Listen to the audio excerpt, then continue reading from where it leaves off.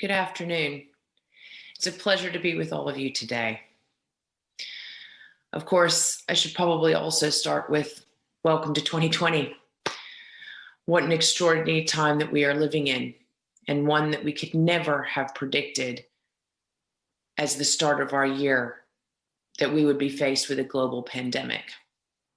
Of course, the warnings have been there. We have been told that this is a highly likely scenario to play out in our lifetime. But of course, we heard the warnings and got on with our life. But we are now faced with a global pandemic crisis, which has put us on the back foot and made us quickly realize that we as humanity are not prepared for such crises. Of course, if we're not prepared for a global pandemic, then how can we possibly be prepared for future crises?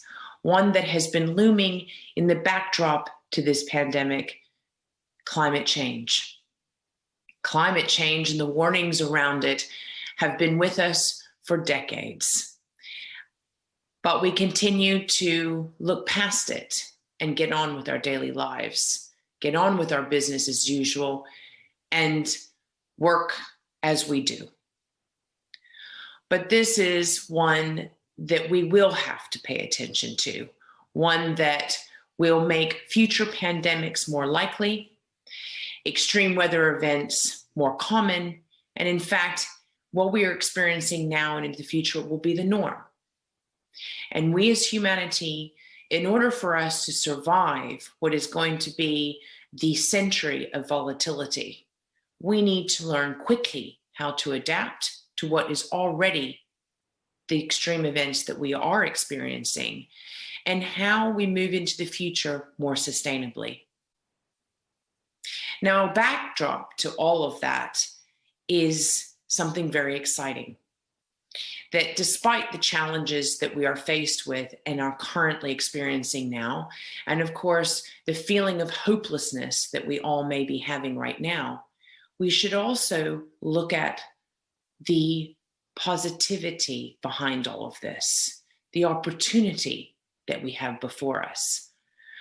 Sustainable finance has been an emerging theme in the backdrop to these challenges.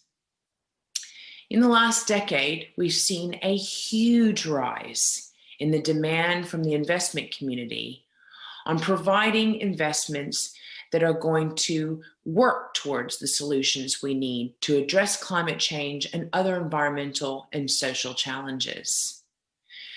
The poster child for the sustainable finance agenda has been the green bond. Green bonds being a debt instrument where all of the financing is used for climate change and environmental solutions.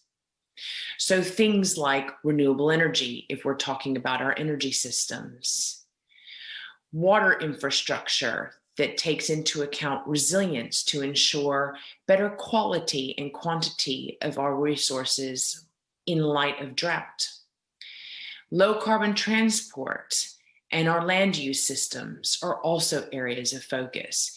In fact, every major sector of our global economy is the focus, and being able to transition those sectors to ones that contributes to a greener, more sustainable economy is what is currently developing. In the last 10 years, we have seen the rise of green bonds from as little as $3 billion to now a total of 800 billion outstanding, ever so more closer to the $1 trillion mark of a global green bonds market. This is a huge opportunity before us. Why? Because we have access to capital that we've never had before. Huge amounts of institutional capital, hundreds of trillions, potentially cheaper sources of capital for us to finance this urgent transition that we must make. A transition that will bring resilience and a low carbon future for humanity, and most importantly, better integration of our natural resource environment, more responsibility and care and sustainable management of our natural resources and the environment as we go. This is the opportunity. If we look at Brazil, Brazil is a huge economy, and it is one that is most well known for its agribusinesses. Brazil has huge potential in leading the world on sustainable agriculture production at scale. In the last decades, Brazil has been pushing the frontier on technological innovation in its agribusinesses. It has been trying to work towards better regulation in the agribusiness environment to ensure minimal impact on the environment, most notably the Amazon. Of course, there is a tremendous amount of work that still needs to be done. But if we look at what Brazil has before us, it has the ability to produce more with less, a model that no other country has been able to work towards perfecting. It is an opportunity that is allowing for us to lessen the pressure on our need to continue to expand into the Amazon environment. Degraded pasture lands, being able to integrate agroforestry systems, and being able to take those opportunities and connect those to the international investment community is where we need to focus our attentions.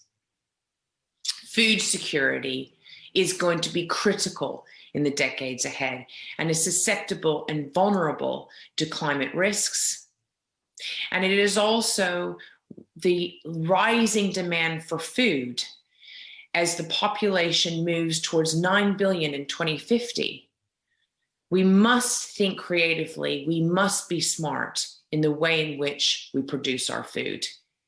With Brazil being the largest producer of agri for the world, in order for it to meet that new economic opportunity for rising food demand, it must be able to produce sustainably and also at scale. So how can we package the technological innovation on moving towards sustainable agri practices? If we look at Brazil's potential, in a publication earlier this year, Brazil's Investment Roadmap to Sustainable Agriculture, it was identified that over 160 billion US dollars exists of investment opportunities today to help Brazil transition in this dimension. Of course, there is also the regulatory environment, and what many do not realize is to the extent of Brazil's regulation in the agribusiness, in the land use space, more explicitly. This, of course, also needs to be where we can match the investments in compliance to those regulations. We need to utilize sustainable finance as an incentive to transition the agribusiness towards sustainable practices. With the rising demand coming from the investment community internationally for having greener investments, this presents Brazil's agribusiness with an opportunity.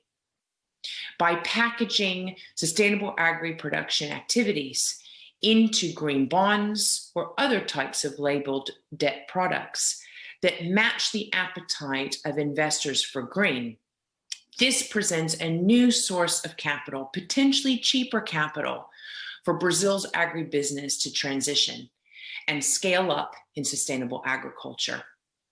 Of course, in the backdrop of all of this is the Amazon.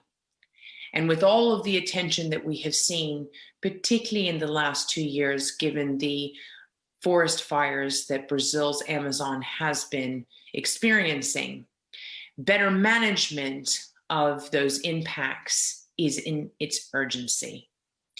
The Amazon is one of the last remaining lungs of the earth in its tact, and we must be responsible and take care to ensure the longevity of its natural resource services, not only to Brazil's economy, but also to the world. By inducting sustainable agriculture production at scale in Brazil, that allows for harmonization within the Amazon and less pressure on deforestation, utilizing existing land mass with producing more with less. As the journey continues, we must, with urgency, look to implement sustainable agriculture practices. And Brazil is the place to start. Of course, Brazil is not the only country in the world that is faced with the need to preserve its natural resource environment. If we look across Southeast Asia, Indonesia, Malaysia, for example, all of those areas are also critically under threat. And so as the world embraces this new paradigm, this new century of volatility, we must be able to move the capital and the investments in the right direction to help us be able to adapt and be able to mitigate these risks. Going back to the opportunity for Brazil, this is a call for action, an action from the investment community, the agri-producers, the governments, and also civil society, to recognize that there is an opportunity to be had, and that what we need to do is to be able to start putting our minds and putting those investments into the market together so that we can realize the potential.